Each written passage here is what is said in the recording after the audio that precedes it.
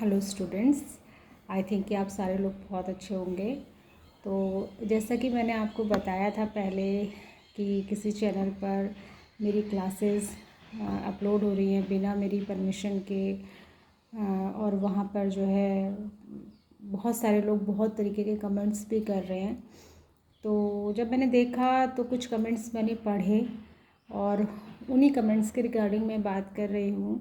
लोग किसी को भी किसी भी तरीके से जज कर लेते हैं जैसे उनके दिमाग में आता है, चाहे उनको स्थिति का पता हो या नहीं हो। बस कहना है कुछ भी उल्टा सीधा किसी भी थर्ड पर्सन के बारे में जिसको आप जानते तक नहीं हैं, जिसे आपने कभी देखा तक नहीं है। एक्चुअली वहाँ पे मैंने कुछ कमेंट ऐसे पढ़े थे कि मैम व्यूज़ के लिए ये करती हैं, मैम व्यूज़ के लिए वो करती हैं। तो मैं आपको बता दूँ कि जब मैंने ये चैनल स्टार्ट किया था वो कोरोना का टाइम था और उस समय आपको पता है कि सारा कुछ बंद था। तो बहुत ही चैलेंज था बहुत बड़ा कि कैसे बच्चों को मैथमेटिक्स पढ़ाई जाए, क्योंकि आपको पता है 2 से ढाई साल स्कूल्स बिल्कुल बच्चे नहीं रहते, स्कूल्स में स्कूल्स बंद थे। तो मैथ्स जैसा सब्जेक्ट व्हाट्सएप पे तो पढ़ाया नहीं जा सकता, तो इसलिए मैंने सोचा कि वीडियो क्लासेस बनाऊं जिससे कि बच्चों का लॉस ना हो, क्योंकि वो नेक्स्ट क्लास में प्रमोट तो हो रहे थे पर उनको कुछ आना भी तो चाहिए।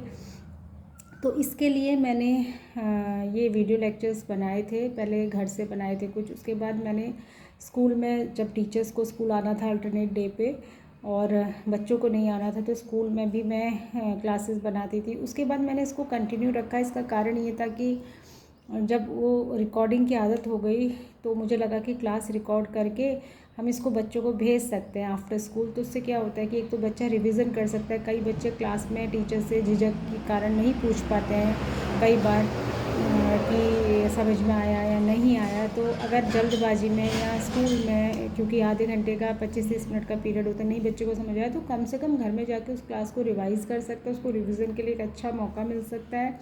दूसरा, मैं इसलिए भी क्लासेस को रिकॉर्ड करने लगी आगे जाके कि जैसा मैं सोचती थी, जैसे कोई भी टॉपिक मुझे पढ़ाना है, किसी भी टीचर को पढ़ाना है, तो वो सोचता है कि आज मैं इसको ऐसे बच्चों को एक्सप्लेन करूँगा या करूँगी जिससे कि बच्चों को अच्छे से समझ में आ जाए।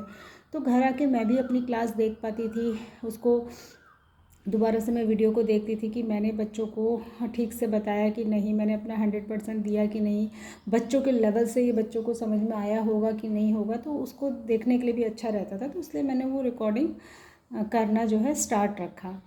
उसमें ये बात कहीं से नहीं आती है कि व्यूज़ के लिए। और ये देखिए बेटा, मैं इंडिया के एक रिनाउंड इंस्टीट्यूशन में केंद्रीय विद्यालय संगठन में टीजीटी मैथमेटिक्स की पोस्ट पर अभी वर्क करती हूँ और मैं एक गवर्नमेंट सर्वेंट हूँ। तो इसके लिए मुझे किसी व्यू की ज़रूरत नहीं है, व्यूज़ की कोई ज़रूरत नहीं है।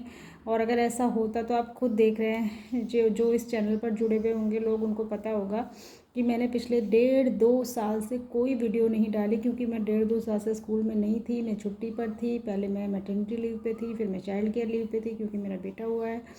तो अगर ऐसा ही होता कि हाँ चैनल पर मुझे व्यूज़ चाहिए या ये सब, तो मैं कुछ ना कुछ रिकॉर्ड करके डालती रहती, पर ऐसा ना मुझे समय था और ना मैं ऐसा करना चाहती थी, क्योंकि एक एजुकेशनल चैनल है। तो इसको मैं कंटिन्यू इसलिए रखना चाहती हूँ कि भाई चलो, मैंने अपने स्कूल के बच्चों के लिए बनाया था, तो बाकी बच्चे भी अगर चाहें तो इससे जो है बेनिफिट ले सकते हैं, लाभ ले सकते हैं। अगर उनको लगता है कि मेरा पढ़ाया हुआ उनको कोई टॉपिक समझ में आता है तो वो पढ़ सकते हैं। तो इसमें ये कहना कि मैम व्यूज़ के लिए करते हैं, वो करते हैं, जब आप मुझे जानते ही नहीं, आपको पता ही नहीं है मैं कहाँ हूँ, कौन हूँ, क्या हूँ, तो आप कैसे ये बात कह सकते हैं। तो इस तरीके की बातें किसी के भी बारे में बिना जाने बिना पहचाने करना कृपया बंद कर दीजिए।